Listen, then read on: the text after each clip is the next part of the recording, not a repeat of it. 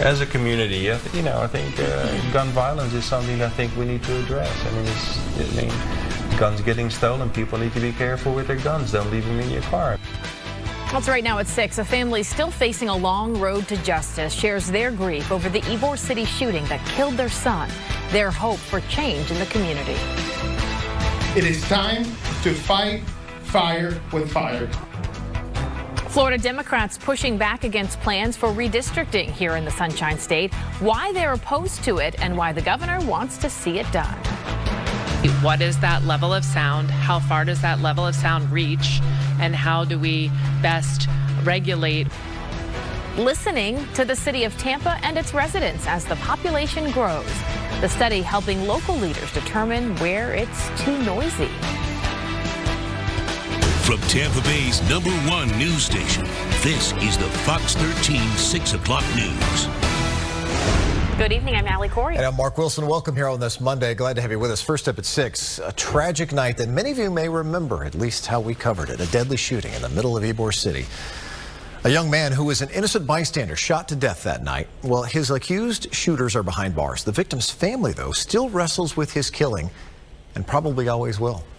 Fox 13's Lloyd Sowers has our story tonight. He's been covering the case since day one, spoken with the family extensively. They spoke out again today. Lloyd, what did they say? Why were they at the courthouse today? Well, Mark, they were at a procedural hearing for the young men who allegedly killed their son. They have not set a date for this murder trial, so the family waits, and they're trying to get through it the best they can. We've been told it's going to take a few years, so we've been prepped enough to not expect a quick result. So for us, it's good to know that the person is in jail, not walking around freely until the trial. The family of Harrison Boonstapel, the young man who was an innocent victim caught in the crossfire of a gunfight. It was in the middle of Ybor's main drag in the middle of the night with stolen guns. As a community, I think gun violence is something that I think we need to address. Guns getting stolen, people need to be careful with their guns. Don't leave them in your car. That's where all these guns come from. Harrison's parents, Carl and Brucey, and his sister Ava, attended a procedural hearing for 2 of the men accused in the killing, Caden Abney and Dwayne Tillman Jr. Harrison's family says they're getting through it. I don't think it's an easy thing to go through no matter what, of course, but we would be lost without all this help, I think. And it gives us a sense of, peace. After something like that happens, you're stuck, but at the same time, you can't take anything more. You don't know what to think. You have grief mind, which I've had a lot. The city has named a playground built for kids with disabilities, Harrison Boonstapel Park. Family members say it's a perfect tribute. Harrison had disabilities when he was younger. You heard the mother talk about grief mind. I've known Brucey for decades. She's from Tampa. I see her in the grocery store, knew her well before this happened. It was hard to imagine her with grief mind, but she has suffered with it. To understand it, perhaps as parents, we wonder how it would feel if our child was killed and murdered on the street. So that is the definition of grief mind, and that's what they're going through as they await this trial to be set. Mark? Yeah, Lloyd, that's something that most of us can't imagine to put in her place. Where'd she come up with that? Is that something that she is kind of, how'd she come up with that? Well, I know that she's done a lot of work, worked extensively. She's trying to look for ways to remember Harrison. You got the park that we mentioned. There had the advocacy for gun safety. I think that she is finding ways to get through it, but she will suffer from grief mind for a long time, as many of us would, I think. No doubt. Most of us, like I said, will never know how difficult this is, but certainly appreciate her strength. Great. Yep. Lloyd, thanks much. Yep. Well, new at 6 tonight, the Hillsborough County Health Department is reporting a confirmed case of dengue fever. This is a rare mosquito-borne virus, and symptoms are similar to the flu. But health officials are warning residents because this case was locally acquired. They're reminding everyone to take caution to avoid being bitten, and they are also coordinating with mosquito control to do surveillance and preventative measures like aerial spraying. Now to an update for you on traffic. It's slowly starting to move again on the Howard Franklin Bridge. Look at that. That's the northbound lane of I-275 just before the bridge reopened after a crash causing a major backup for drivers heading into Tampa. Troopers say that the crash involved 3 vehicles, including a tow truck. Thankfully, nobody was hurt, but an absolute mess today. All lanes are now back open. Expect traffic if you are heading this direction as well as it starts to slowly thin out. Democrats are trying to rally public opinion against the idea of redistricting Florida's congressional map halfway through the decade. The governor has called for it, saying that the state was shortchanged of representation by the census that was done in 2020. Fox 13's Evan Axelbank is in the newsroom with the very latest on this fight. So, Evan, what's happening? Well, the Democrats say the Republicans are trying to change the rules ahead of the 2026 election because they're afraid of losing a fair fight. Now, today, President Trump put a new iron in the fire, saying that states should go even further than doing new districts before the 2026 election. And that is to President Trump, is to ban mail-in voting altogether. With loss after loss in statewide elections, Democrats haven't had much ability to rally their base in Florida. They hope, until now. We cannot show up to a gunfight with a knife anymore. Orlando area Democratic legislators called a press conference to blast the governor's contention that not only did Florida lose out on a congressional seat in the 2020 census, but that the state should redraw district lines to add in an extra seat that would likely be won by a Republican. Donald Trump and Ron DeSantis want to rig our elections. Donald Trump and congressional Republicans know they cannot win next November. It comes as Texas Republicans prepare to follow President Trump's wishes by redrawing their own lines to add 5 seats to the Republican column. That has led California Governor Gavin Newsom to urge that state's voters to approve their own new maps to help Democrats. Today, the president insisted that states go even further. We got to stop mail-in voting, and the Republicans have to lead the charge. The Democrats want it because they have horrible policy. If you have mail-in voting, you're not going to have many Democrats get elected. That's bigger than anything having to do with redistricting, believe me. The president says an executive order is being drafted to urge states which control the voting process to stop mail-in voting. While executive orders are not binding for state governments, it could foreshadow how Republican-run states will approach voting in the future. Democrats believe mail-in voting is popular among voters of all stripes, with 27% of Florida voters doing so by mail in 2024. And that's the reality. Here in Florida, the vast majority of our voters are seniors that quite literally and historically have voted by mail, and most of them for a long time actually voted for the Republican Party by mail. The governor's office did not immediately respond to our request for comment about whether the governor agrees with the president on mail-in voting as he does on redistricting. Florida's redistricting amendment that was approved by more than 60% of voters in 2010 says that districts must not be drawn with a partisan basis. The House Speaker is convening a special commission on redistricting, and both Republicans and Democrats have been invited. Allie, say that 3 times fast for me. Yeah, it's a tough one. You handled it well. I tried. I did my best. Stay on top of it. All right. It's Monday. Thank you. Well, Tampa leaders want to know how much noise is too much noise. They launched a citywide survey to find out what residents and business owners think. Well, tonight they're meeting with the community about it. And Fox 13's Erin Mesmer shows us why this is such an important issue for city leaders. The faster Tampa grows, the noisier it can get in certain parts of the city and at certain times of day. City leaders want to know how that's impacting neighborhoods. Community members are gathering for a meeting this evening to share their thoughts with city leaders and a consulting company hired to address the issue. This follows a recent citywide sound survey. Residents were asked several questions, including how they would rate the general noise levels in their neighborhoods, what time of day they notice noise, what are some common sources, and if it's ever impacted their ability to sleep, work from home, or relax. Consultants have also been studying how the sound travels from some of the late-night business districts like South Howard, Channelside, and Ybor City into surrounding residential neighborhoods. The city is trying to determine how the noise levels compare to city code and whether changes need to be made regarding enforcement. So it's really taking our current sound ordinance and getting some data based on the actual what's going on in our community and then applying that to the regulation to try to strike that balance between being a progressive and big city and also being a peaceful community. Consultants also measured sound levels at different times of day and during events like professional sports games. Some of the residents' concerns, meanwhile, were not entirely centered around bars and clubs. They also complained about construction, car noise, especially altered vehicles. generators related to commercial businesses, and food truck generators. And the city is discussing where the study currently stands during 2 community meetings this week. The first one's happening right now at the Hanna Center. The second one is a virtual meeting for business owners. That one is scheduled for Wednesday. In Tampa, Erin Mesmer, Fox 13 News. Coming up, following Friday's summit in Alaska with Russian President Vladimir Putin, President Trump played host to Ukraine's president today in Washington. Yeah, he wasn't the only one.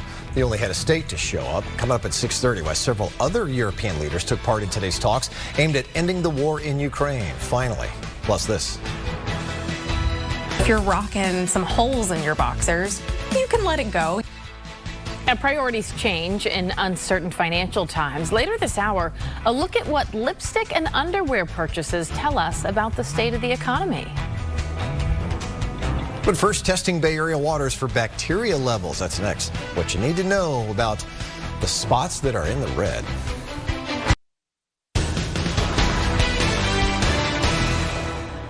Water keepers around Tampa Bay are constantly working to improve water quality, and their latest round of test results show a range of bacteria levels in our waters.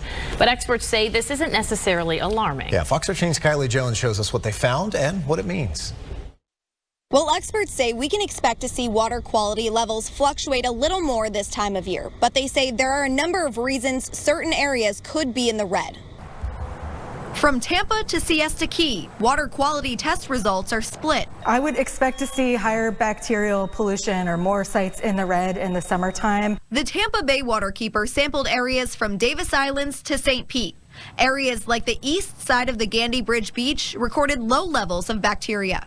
Others, like the St. Pete Marina, USF Beach, and Fort DeSoto boat ramp, came back in the red. It could be from things like your pets, from birds and other wildlife, but can also come from things like vegetation that's breaking down. So if you say you have a yard that goes right up to the water's edge and you've mowed the lawn and those grass clippings are there decomposing, that can give a bacteria indicator signal. Down the coast, the Suncoast waterkeeper sampled 2 regions. The executive director says the northern region ran from Terracea to the Bay Park, Sarasota. We found pretty good water quality, and it's typically what we find during a high tide when there hasn't been any rainfall. Executive Director Abby Tierna says they also started sampling the southern region, from Siesta Key Bridge North to Indian Mound Park. Some of our sites looked really good, and then half of them looked really bad. But she says it's normal to see bacteria levels in the water fluctuate, especially during rainy season.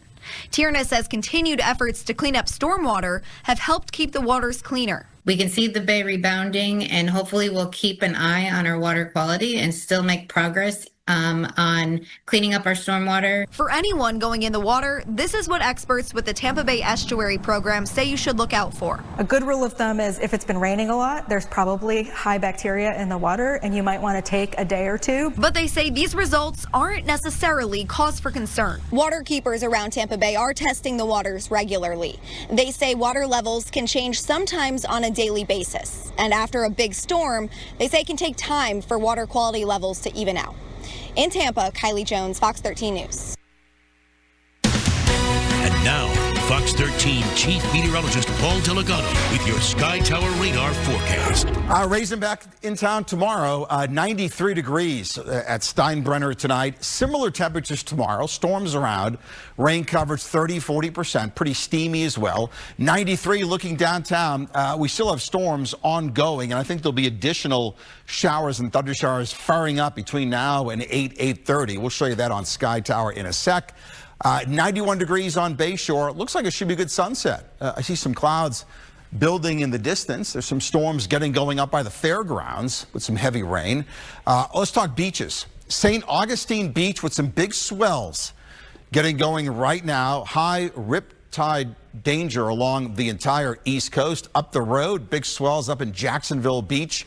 A lot of folks out in the water. Got to be careful. When you get a hurricane passing by, it's kind of tough to see exactly where the rip currents line up, and the waves will increase in frequency and height the next couple of days. Numbers today, 93 the high. This has been a month where almost every day it's been 93, 94. Low this morning, 80. Let's get to it. Storms around. Nothing of note along the coast. The storms are moving aimlessly. I saw one. There it is. Yeah.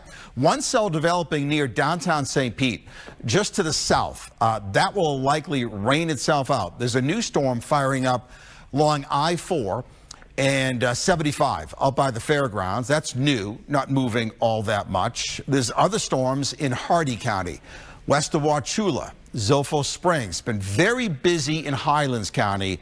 Storms around, putting out lots of heavy rain, frequent lightning. Notice the motion, there really isn't any. It's kind of popping up and moving aimlessly about. Not a lot of wind in the atmosphere. And light showers near Dundee and Lake Wales. They were heavier earlier. Wow, yeah, this is up by the Green Swamp. This is moving slowly to the west, getting close to Ridge Manor, and now in Citrus County. Homosassa Springs, Lecanto, then way up along the county line with Marion County. This is a big cell. This is jumping over 75, putting out heavy rain and frequent lightning. As far as the satellite goes, thunderstorms are developing over our state. You can see the kind of the corner of Hurricane Erin. This is the satellite view, and you can see the tiny little eye. For a while, the hurricane actually weakened as it went through an eye wall replacement cycle. Very heavy rain, gusty winds, Turks and Caicos, the worst weather, will miss the Bahamas. The 5 o'clock advisory, top winds of 140. Finally, the hurricane is beginning to move. It was kind of creeping and wobbling. A lot of little wobbles had people nervous over the weekend, but the general trend now is northwest, getting picked up by a trough. And I think eventually the hurricane is going to split the uprights in between the Outer Banks of North Carolina and Bermuda. Pretty fortunate. This has been mainly a land scraper, causing issues in Puerto Rico, U.S. Virgin Islands, the Bahamas, Turks and Caicos, but never making landfall. That's good. The next one to watch is a wave way out here. We'll talk more about this at 11, 10 o'clock tonight. That'll move west-northwest with a chance of development in about a week as it approaches the Lesser Antilles. Tonight, storms gradually ending, then partly cloudy. We're down near 80. Storms are back again tomorrow. Highs 93. Maybe a slight decrease in thunderstorms on Wednesday. Dry air on the backside of Erin, 94 degrees, and rain chances stay high into the weekend with temps low to mid 90s. Scott.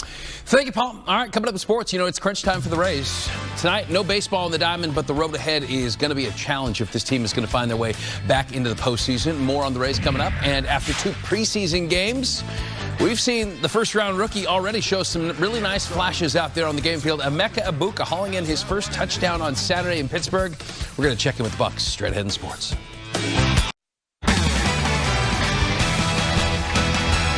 Well, the Bucs have picked up a few bumps and bruises along the way here throughout the preseason. The safety position taking a bulk of those injuries. J.J. Roberts added to the injured reserve with a knee injury today. Antoine Winfield Jr., he has a lower leg injury. And then you got Christian Isian suffering an oblique injury in Saturday night's game in Pittsburgh. On offense, still no word on receiver Jalen McMillan, who injured his back on a nice catch Saturday night. Did not return in that contest. Fortunately for the Bucs, they addressed the receiving corps during the NFL draft. And Emeka Egbuka has already proven himself worthy of that 19th overall selection. His first touchdown catch coming Saturday night. Just a pair of catches now on 4 targets through the first 2 preseason games. But it's pretty clear, both in these games and during practice, that he's going to be an immediate impact player on this roster. And completing the touchdown catch Saturday night does nothing but build some confidence in this young receiver. Yeah, it feels amazing. I'm super blessed to be in this position on this team. I love this team. I love that I was drafted here. It couldn't be a better situation for me. I'm so grateful to God for this opportunity, and grateful to Teddy for such a great ball. He plays like he practices. He practices like that. He plays like that. He's been like that since we've drafted him. He's like that every day in practice, and it just carries over for him.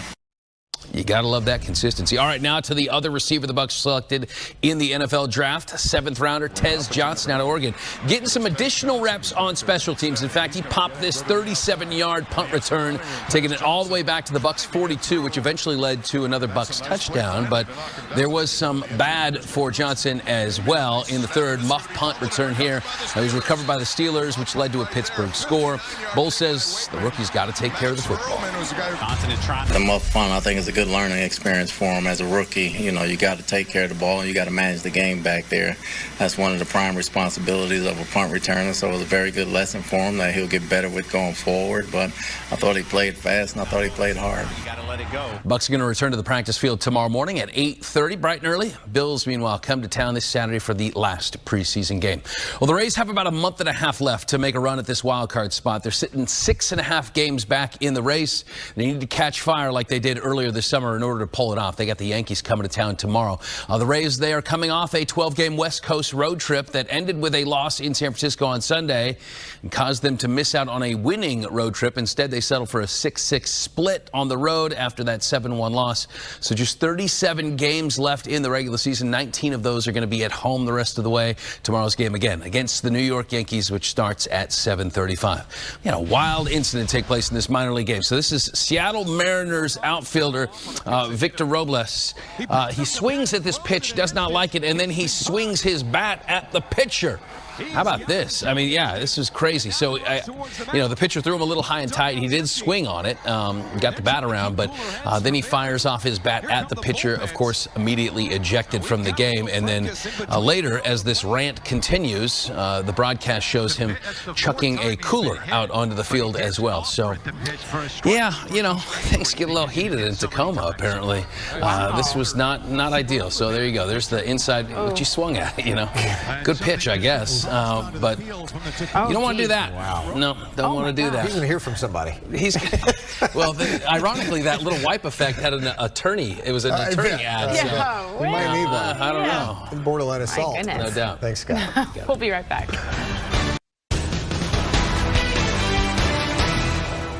I'm optimistic that collectively we can reach an agreement that would deter any future aggression against Ukraine. That is right now at 6:30, meeting in Washington. Ukraine's president arrives, flanked by several European leaders, why they showed up to support Ukraine in ongoing peace talks.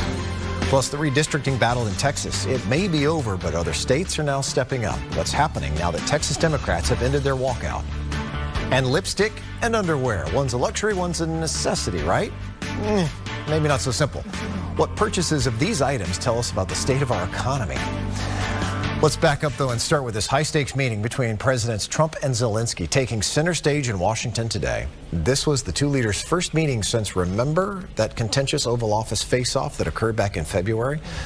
Today, this comes on the heels of Trump's visit on Friday to Alaska, which ended without a deal with Russia. Fox's Caroline Shively joining us now live from Washington. And Caroline, we heard just moments ago that President Trump said he's actually begun making arrangements for a face-to-face meeting between Putin and Zelensky.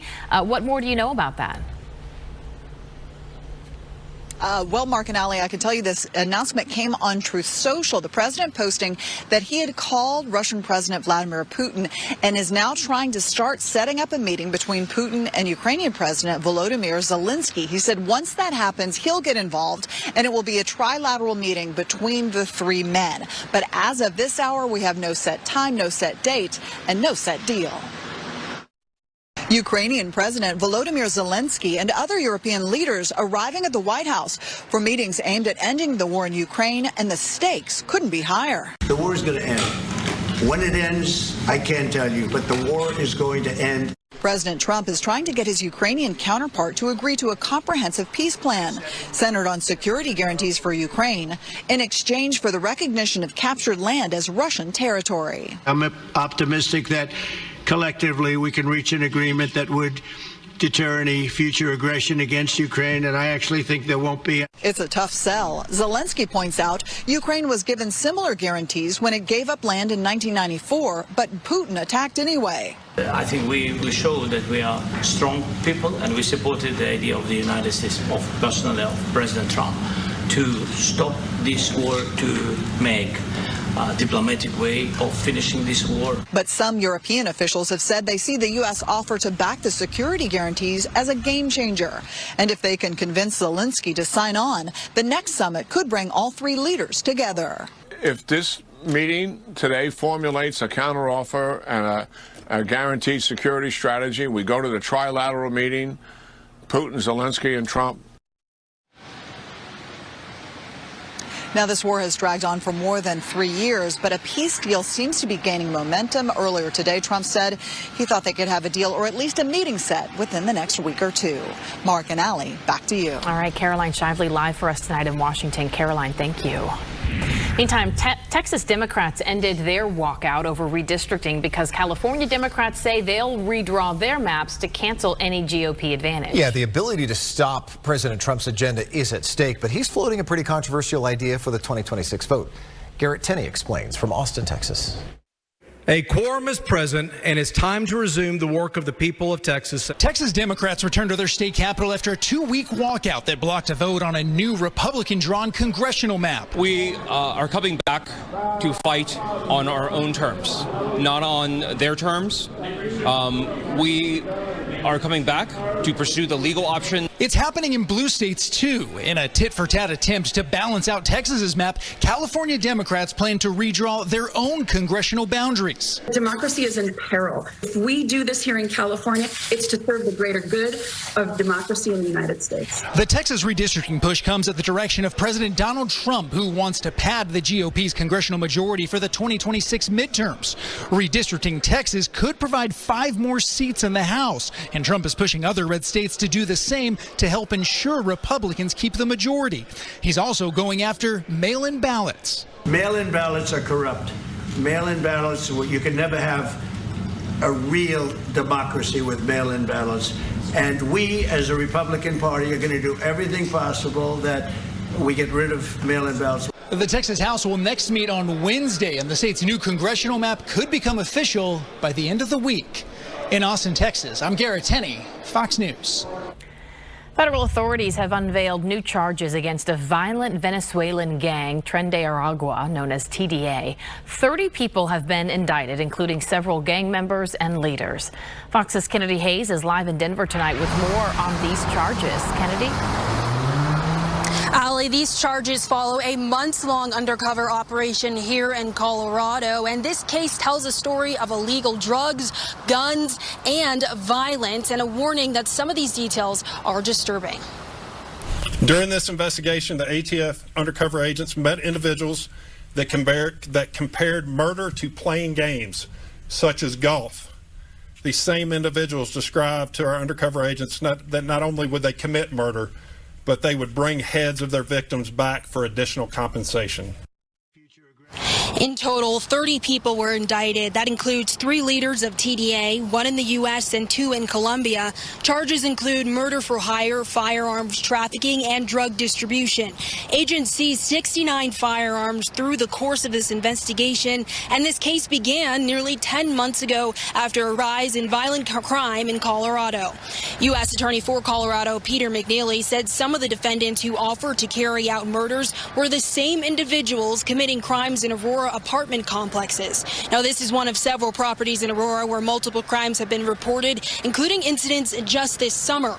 Aurora police say TDA first targeted the city back in late 2023, choosing locations with little law enforcement presence and minimal oversight from property management. McNeely warns the threat from TDA remains, but efforts to disrupt the gang are ongoing. I have a message specifically for TDA. We will not let you use Colorado as your headquarters in the United States. If you bring your dangerous crimes to Colorado, we will hunt you down and we will bring you to justice. And we will go anywhere in the world in pursuit of you. An ATF special agent say even though Colorado is known as the hub for TDA, this investigation spans multiple states, including cities like Miami, Chicago, and Kansas City. In Denver, Kennedy Hayes, Fox 13 News. All right, Kennedy, thank you. So Israel's military is advancing plans for another operation in northern Gaza, though mediators in Egypt and Qatar are trying to restart their ceasefire talks. Fox's Jeff Paul has the latest tonight from Tel Aviv. Israeli forces continue preparations for a new ground operation centered on Gaza City. Ahead of the new operation, the IDF expected to redraft a significant number of reservists and move Palestinians in combat zones further south, though some say they won't leave their shelters, arguing there is no safe place in Gaza. But a new round of diplomacy is underway to end the fighting. Hamas has reportedly agreed to a new ceasefire proposal from Egypt and Qatar that would temporarily suspend military operations for 60 days. During that time, Hamas would release half of the living Israeli hostages in exchange for Palestinian prisoners. Prime Minister Benjamin Netanyahu has indicated that Israel remains open to a deal but would no longer accept a partial agreement. Our continued security control over the Strip is just one of our conditions for ending the war, conditions that Hamas refuses to accept. And he's facing mounting pressure to reach a deal. Over the weekend, more than 2 million people protested across Israel, arguing that a new ground operation in Gaza City could further endanger the hostages. We are tired of war. We are tired of abandonment. We are tired of sacrifice.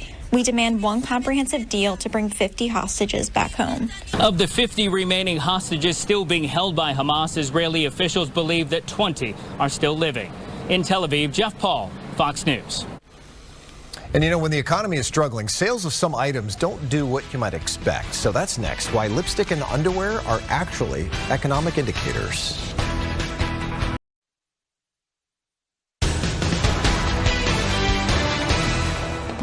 Well, a mixed day on Wall Street today. The Dow was off only 34 points, though, while NASDAQ was up 6, S&P 500 dipping just barely a point. Speaking of the economy, describing the current economy has often included a discussion about uncertainty, right? Thanks to all these trade and new tax policies. But there is a way to gauge how people really feel about their money and their budgets these days. And it turns out the answer may actually lie in your underwear and makeup purchases. Fox 13's Ariel Placencia explains. How can one gauge the state of the economy? There's a lot of uncertainty. It's a question Dr. Abby Hall and her University of Tampa students study all the time. When we're talking about things like GDP declines, that probably doesn't resonate with not just students, but most people. Between tariffs and trade policies, uncertainty is a word that's popped up when describing where things stand. But if you start talking about things like, well, what kinds of goods are you going to cut back on if your budget is tight? The U Tampa professor got creative. She researched, looked up data, and found some answers in some unique places. How the macroeconomy influences your husband's underwear purchases is maybe not the most intuitive economic lesson, but it's one that will certainly grab your attention. Yeah, you could say that again. What does underwear have to do with how people feel about the economy? During a recession, men may buy fewer pairs of underwear than they do regularly. The thought being that people don't typically see your underwear, and so if you're rocking some holes in your boxers, you can let it go. When there's insecurity over income, Hall says people tend to skip larger luxuries like big vacations or expensive purses. But they'll splurge, if you will, when it comes to certain makeup items. Something like a $15 or $20 tube of lipstick is still going to give you that kind of serotonin boost, but not break the bank. When the economy is down, lipstick sales tend to go up, she says. So do the number of first dates. It's a way for people to, again, get those kinds of boost from making purchases, that kind of happy feeling that a lot of us get from going shopping or from being with new people, in a way that is economically sound and effective. So yes, it may seem a little crazy that first date frequency, makeup sales, and underwear purchases could provide insight into the economy's health. It is an interesting way to be able to tie those connective threads. But Hall says there's something we can all learn from these real-world examples. What does that mean for me? What does that mean for my family? And in thinking about these types of indicators, that gives us a way to really appreciate how these larger macroeconomic phenomenon impact us on a day-to-day basis. In Tampa, Ariel Placencia, Fox 13 News. So now you know. All right, well, Congresswoman Kathy Castor was back in Tampa today to highlight how higher cost of living is plaguing our community as well. She was joined by members of Progress Village to kick off what House Democrats call Cost of Living Week. Now, Progress Village was one of many communities severely impacted by the hurricanes last year. And to this day, residents there continue to rebuild while also battling higher costs of living, grocery prices, and increased electric bills. Last month's Consumer Price Index shows that prices rose 2.7%, especially at the grocery store. It hurts, you know. This is our home. We're not going anywhere. We're here forever. People can't move. They can't leave. They don't want to leave. And we just want some help. We just want to be recognized. We want people to know that we are here and we're not going anywhere. Castor said a $2 billion hurricane recovery fund for housing affordability in Hillsborough and Pinellas is soon going to come to an end in the next few months. Well, stay with us. Chief Meteorologist Paul Delegato has another check of your forecast when we come back.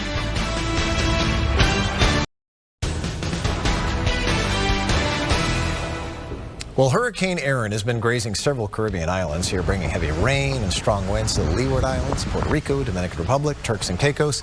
So now it's a Category 4 hurricane that begins to crank north, finally curving away from the U.S. Yeah, it is bringing a lot of relief to those of us here in Florida and states all along the eastern seaboard. But some areas aren't necessarily in the clear.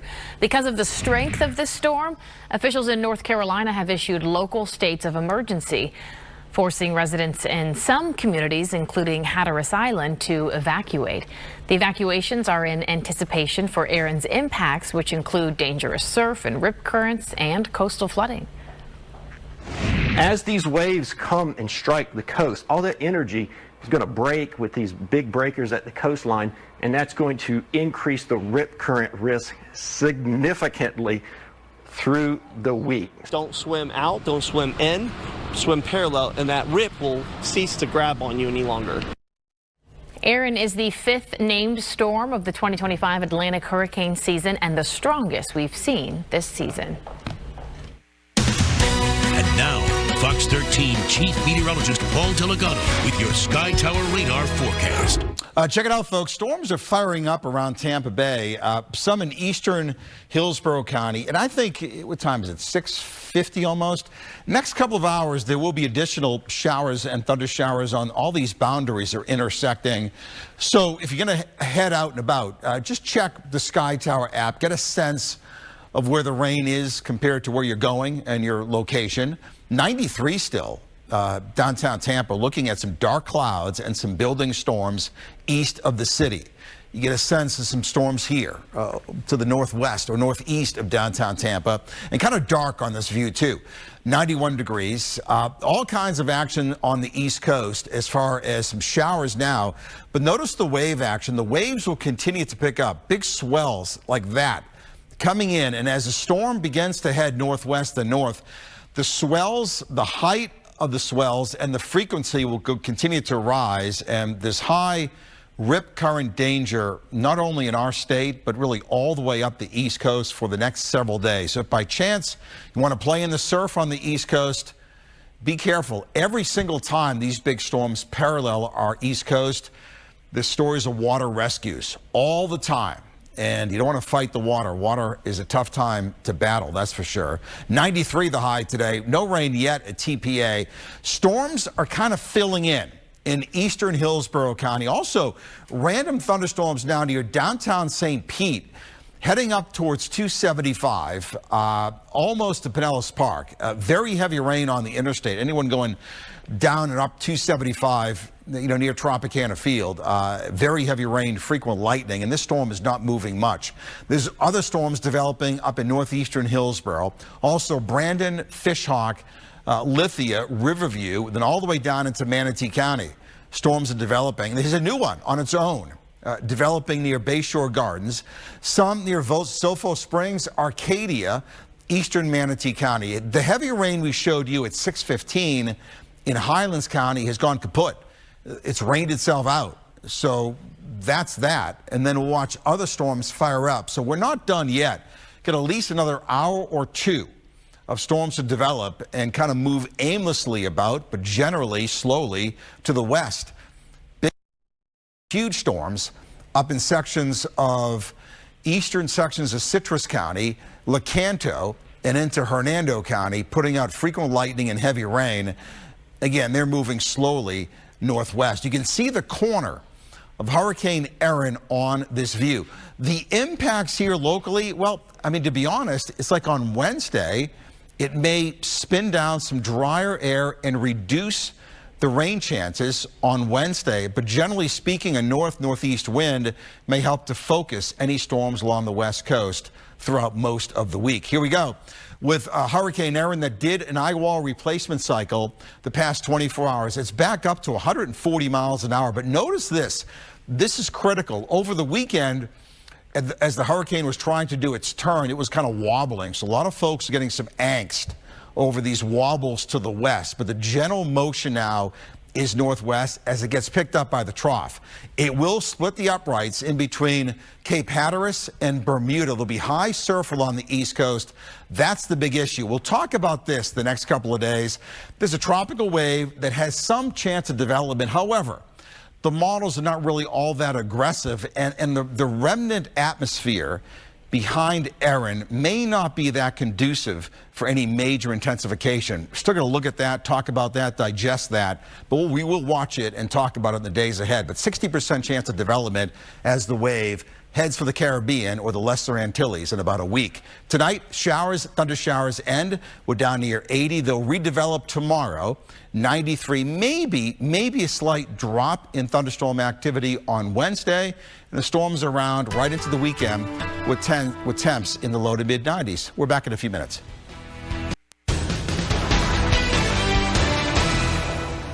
So while medical experts say that early detection is key to help prevent diseases from becoming worse, so is advancing research into the causes of these diseases to better be able to treat them. And with today marking World Breast Cancer Research Day, Fox's Sue Guzman takes a closer look at the ongoing studies surrounding a certain, more aggressive type of the disease. Monday marks World Breast Cancer Research Day, but with about 300,000 women diagnosed every year in the United States alone, medical experts say it's important to realize there's not just one type of this disease. Dr. Weston Porter of Texas A&M University is studying the risks of postpartum breast cancer. These are cancers that arise from women that under 45 years of age that have had children generally in their late 30s or mid-late 30s. He's trying to learn why it could be more aggressive compared to other cancers. Women that do have these types of cancers, since they're more aggressive, have an increase in metastasis, or therefore stage 4 cancer. And why established treatments are not proving effective against it. For ER-positive metastatic breast cancer or hormone receptor-positive breast cancer, there are two types of treatment that usually are utilized. What we're finding is in those women that have this type of cancer, those treatments usually do not work. Dr. Porter says the risk for breast cancer rises the older a woman is when she had her first child. What's happening in the breast is there is a change in the immune or infiltration or inflammation that is occurring as a result of this change, specifically as you're going through lactation and specifically involution or when the child stops nursing. This is resulting in an influx of these inflammatory cells in a change that's resulting in this increase in cancer risk. But with more people having children later on in life, experts say women in this risk group should be actively talking to their doctors. Sue Guzman, Fox News. Well, we are out of time tonight, but the news keeps on going on our Fox Local app on your phone or smart TV. Coming up next, it's Florida Tonight with Chris and Haley. It's that time. Get ready. Have a great night. We're back at 10, and as always, we hope to see you then.